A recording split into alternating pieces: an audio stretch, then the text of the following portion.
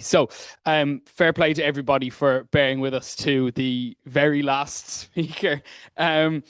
So the context for this paper is that myself and my co-author, listed there, Paul Maier, are working on a book on the topic of remedies available from the WRC and the Labour Court for breaches of various different types of employment legislation. And so we're going to look at what the remedies are supposed to do and whether they actually do that, and then also give guidelines on monetary awards, how much different types of employment action should be worth. Like, if anybody is familiar with the guidelines that have been issued for personal injuries litigation over the last few years. So this is one chapter of this project dealing with the sort of catch-all provision, which is Section 41 of the Workplace Relations Act 2015, which gives the WRC a generic remedial power for lots of different statutes. And you'll see it mentions there the relevant redress provision. So the statute, the 2015 Act, lists 43 at our last count relevant redress provisions. So different statutes, which all, thanks to Section 41, are actionable in this way before the WRC. So what we do is divide up those redress provisions into different categories, which we call Part 1 formula and Part 3 formula. I'll explain those in a minute. And in the paper and in the book, as it will become, we discuss how those two types of redress provision work in practice.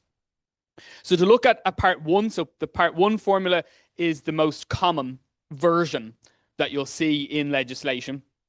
And this is the sort of template, and then it's adjusted for each statute. But basically the same language appears in all of them. And there's over 30 of the statutes that replicate this version. I'm going to come back to the bits that I've highlighted in a moment. But just to show you, this is Part 3. So we've got a certain set of statutes that are listed in Part 1 of the schedule to this Act, and then certain are listed in Part 3 of the schedule to this Act. This is the difference between the two sections. And I'll explain, as I say, in more detail as we go along, what the practical effect of that is. But as I say, most of the statutes involve Part 1, so I'm going to use that as the example at the moment.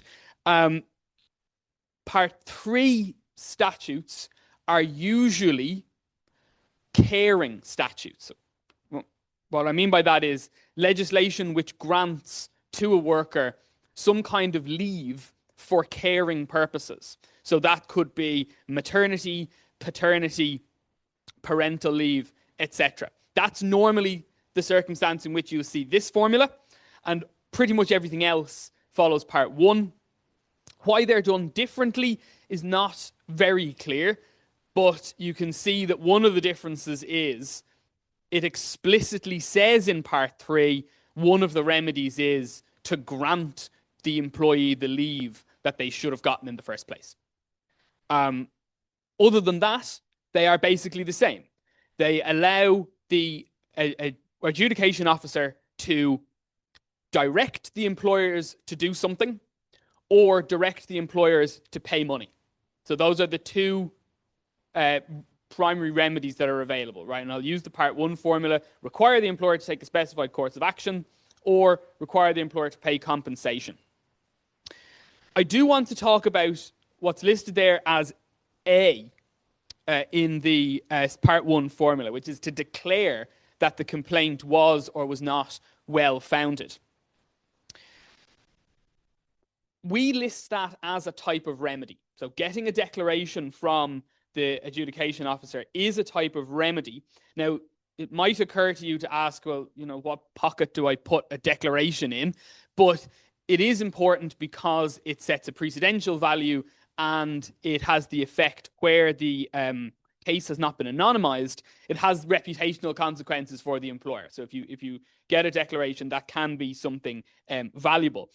What we find absolutely baffling is that in Part 1, so bear in mind that is the majority of employment statutes, the adjudication officer is not required to declare who wins the case before they go on to award compensation or an order directing the employer to do something.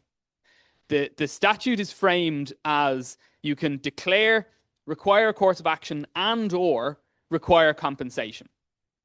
In Part 3, you do have to declare who wins the case first before you decide what the loser has to do. And that's the standard for litigation generally. But Part 1, we think, is badly phrased because it does not, strictly speaking, require a declaration before issuing another kind of remedy. And for all sorts of rule of law reasons, we think that's basically mad. Talking then about the specified course of action option. So this is basically how the civil courts have the power to order an injunction against a losing party. And what we observe about the way this is treated in employment legislation is that there is no guidance given to adjudication officers about what sort of orders should be given in what circumstances against which sort of parties, which is the kind of thing that the civil courts, and I teach the Remedies class in the law school in Trinity, it's the sort of thing that the civil courts have agonized over for decades. Exactly how do you craft an appropriate injunction? Now, we presume that there are implicit limits in what the adjudication officers can do with this. So, for example, if an AO were to require an employer to stand on his head and sing "Johnny, I Hardly Knew Ya," that would be struck down by the High Court in a judicial review for being unreasonable. But apart from those sort of implicit guidelines that we assume are present, again, for rule of law reasons, there's very little instruction given to adjudication officers who, remember, may not be legally qualified.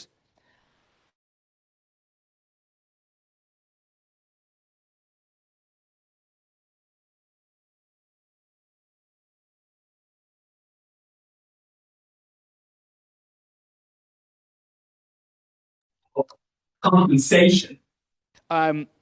I want to just talk about 2 points in relation to this, and you'll have to buy the book when it comes out for anything more. But you can see that both Part 1 and Part 2 allow for an award of compensation which is just and equitable, having regard to all the circumstances. Again, this is not how compensation is treated in civil litigation generally. In civil litigation generally, for those of you lucky enough not to be lawyers, plaintiffs must itemize items of damage. So in a case like this, it might include specific provision for loss of earning, but also damage to property, medical expenses, bills incurred as a result of the action of the defendant, and then an item which is often included in personal injuries litigation, for example, for distress or pain and suffering. And the plaintiff is entitled to be made whole in respect of those losses which have been caused by the defendant's action. And that's it. So it's compensation of losses, unless the court wants to take what is a very exceptional course of action and award exemplary, or sometimes called punitive, damages on top of that.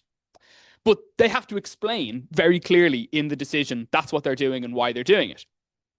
Section 41 statutes, so Part 1 and Part 3, do not provide for this. They do not require adjudication officers to detail which items of loss are being compensated for, what part of this award is being designed to punish or deter the wrongdoing on the part of an employer. And we think that they should, right? We think that judgments in the WRC would be better if adjudication officers did explain what exactly are you compensating for, and if there's something going on here that's beyond compensation, what part of that is punishing or deterring the employer.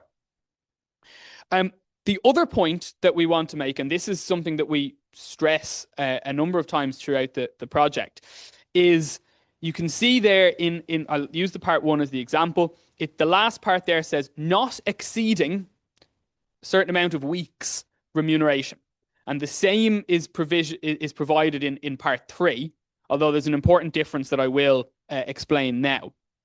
So the just and equitable all the circumstances bit is very vague, but then there's this injection of specificity, which is an upper cap on the damages award, expressed as a proportion of workers' weekly pay.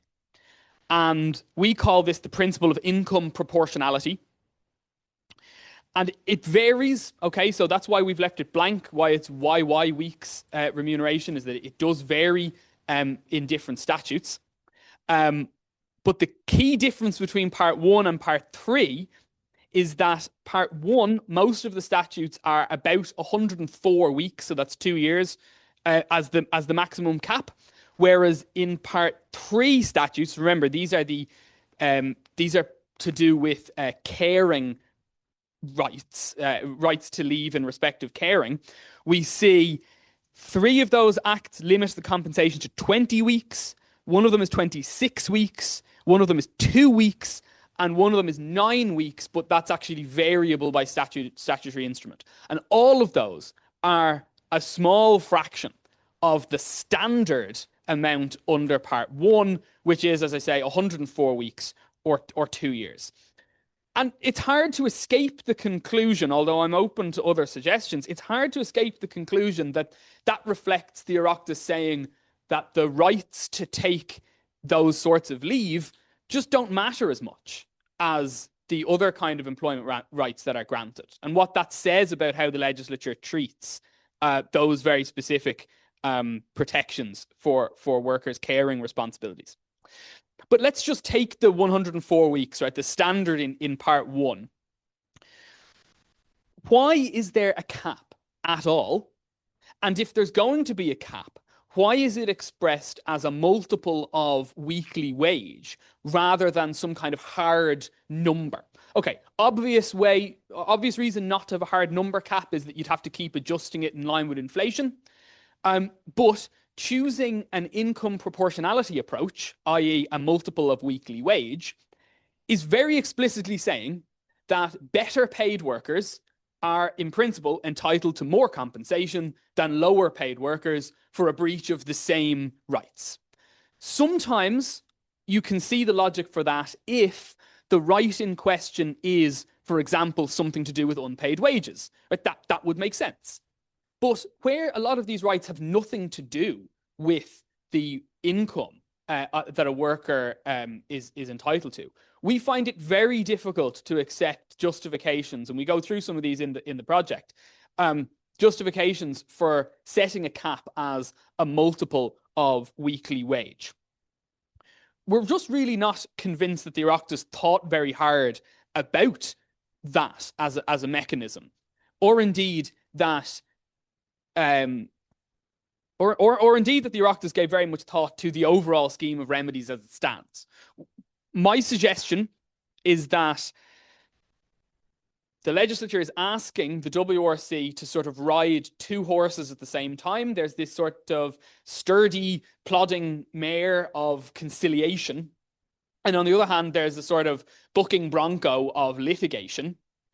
And the Oireachtas are kind of afraid of the litigation, employment litigation, and don't really want it to be taken seriously as law, and so therefore haven't given very much attention to the way the remedies system works to enforce that law.